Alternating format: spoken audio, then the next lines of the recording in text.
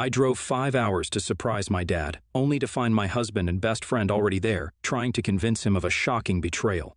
I, 29 female, have been married to my husband, 31 male, for 4 years. We've lived together for 6 years now since we started dating, and I've always thought we have a perfectly normal and healthy relationship. My husband is close to my family, my friends love him, and overall, we've never had any major relationship problems. I've never had any reason to doubt his loyalty or love either.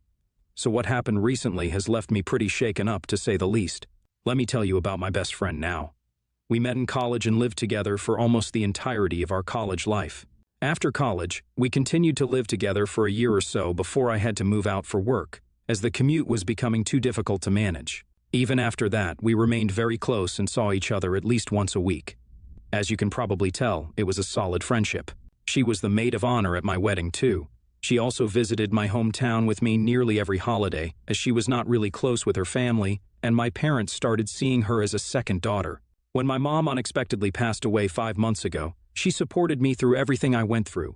I don't know how she could do what she did after all these years of friendship, but I guess people can change. If only I had known what was coming in the future back then. My husband and my best friend obviously know each other, and the three of us hang out often. I never saw any reason to be suspicious of them. In fact, the thought never even crossed my mind. I always assumed they sort of see each other like some sort of siblings. Boy, was I wrong. But let's circle back to that later. As I've said already, my mom passed away a few months ago. This has been obviously difficult for my dad, but he has taken it like a champ. I tried to visit him as much as possible, but he lives around 5 hours away, and between the distance and my work, I can't really visit him as much as I would like to. My dad had also been acting weird for a while, asking me if I was doing fine, and saying I can tell him anything. I thought he was concerned about how I was dealing with my mom's death because we were very close, and her death has been a huge blow to me. My husband recently went on a work trip. Coincidentally, my office shut down for 3 days for some maintenance and security checks, and we were supposed to work from home. I thought this was the perfect time to surprise my dad with a visit. I left in a hurry and called my husband to let him know I'll be visiting my dad, but he didn't pick up. I assumed he was busy with work and would call me soon. After 5 hours of driving, I finally reached my dad's place. Imagine my surprise when I saw my husband's car parked in the driveway. He was supposed to be nowhere near this place, so it wasn't possible that he was dropping by on the way, and even if he did, he would have definitely told me. I couldn't figure out what was going on as I rang the doorbell. My dad opened the door and was really surprised to see me. He hugged me and asked if what he had heard was true. I said I didn't know what he was talking about, and before he could answer, I saw my husband behind my dad. He looked like he was in total shock. Before any of us could say anything, my best friend emerged from the living room, asking what was keeping them both. When she saw me, she literally stopped speaking mid-sentence. My dad finally broke the silence. He said that if what he had heard was true, he would be very disappointed in me. I asked him what he meant and what my husband and best friend were doing here without telling me. Before my dad could say anything, my husband turned to me and said that he could explain and that he needed to talk to me alone. I was so confused at that moment. I snapped at him and said that whatever needs to be said will be said in front of everyone.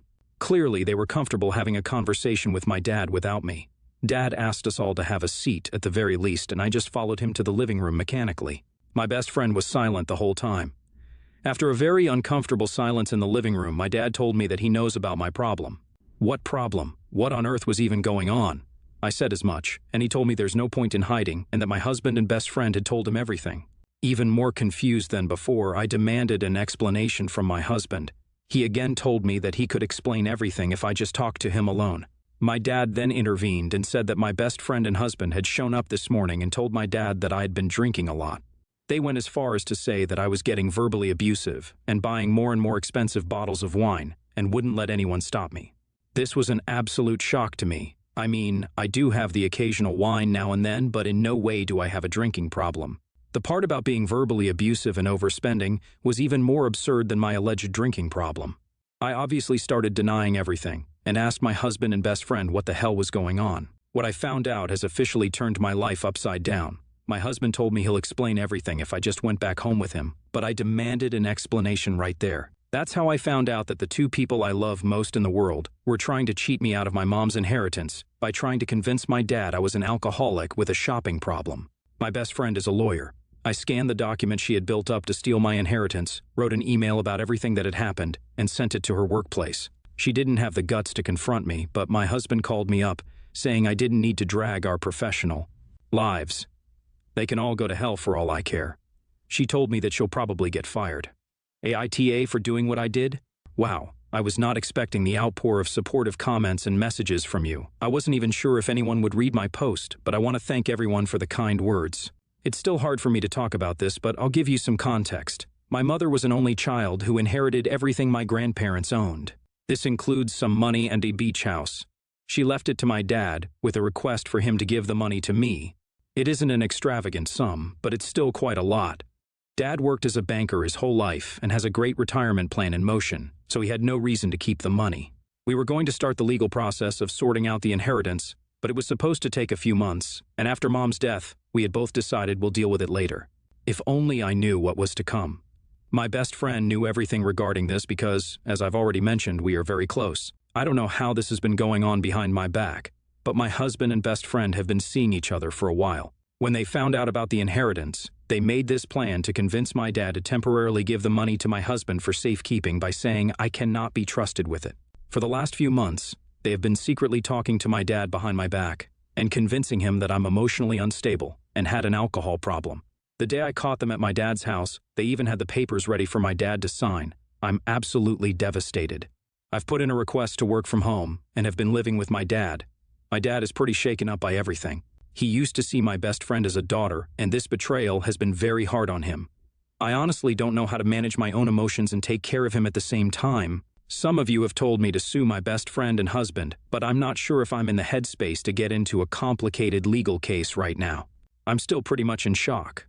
I'll still talk to a friend of mine who is a lawyer and see what can be done, but as of now, it's unlikely. I just want never to see either of them again and try to move on with my life. I've had a conversation with my husband. It was extremely difficult even to see his face, but I knew it had to be done. At least he had the decency to look ashamed.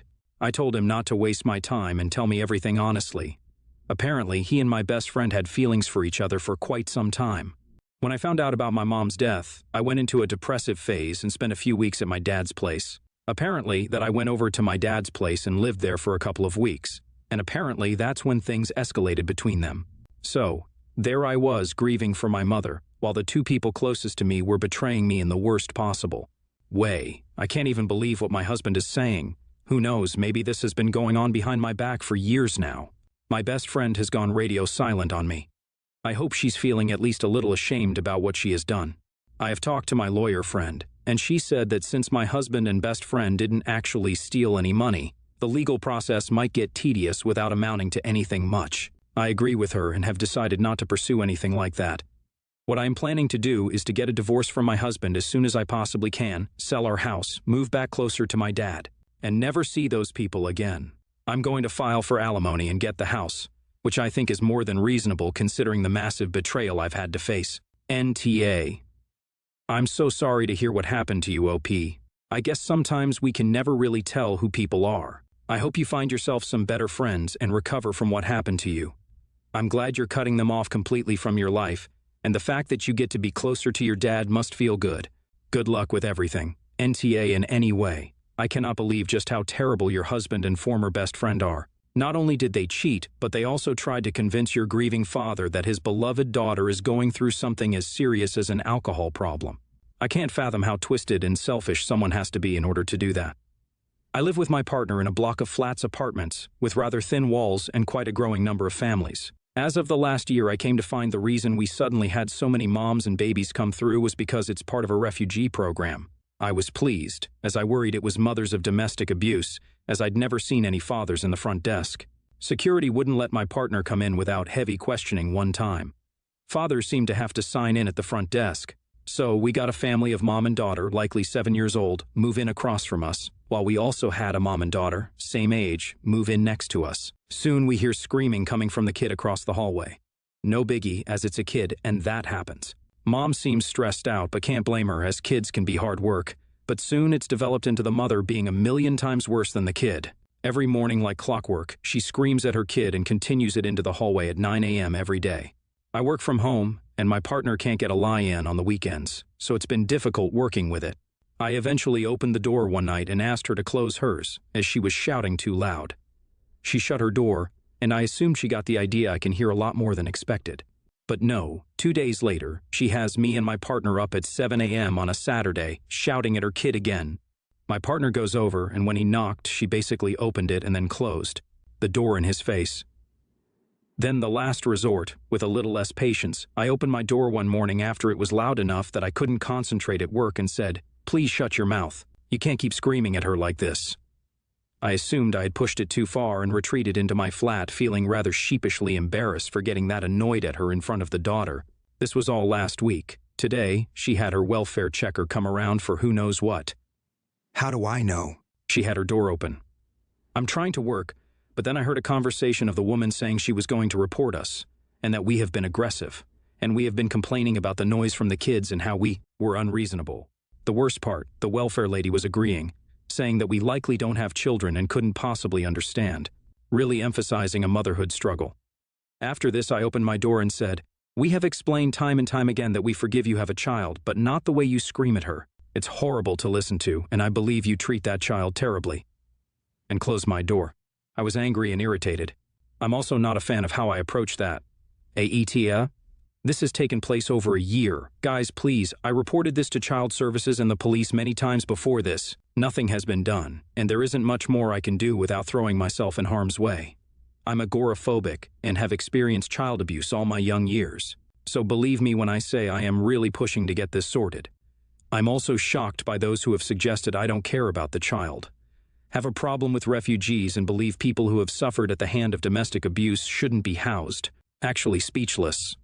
I'm terrified too. She reminds me of my abusive mother, and I jump out of my sleep every night and every morning, thinking she's made it into my flat. I'm doing as much as I can without taking the daughter out of the flat, which I cannot do for obvious reasons. Report was made to Child Services, the front desk, and I have recorded too. Does anyone have a suggestion for finding out what they're saying in the clips? Cannot find anything online for Vietnamese translation through audio.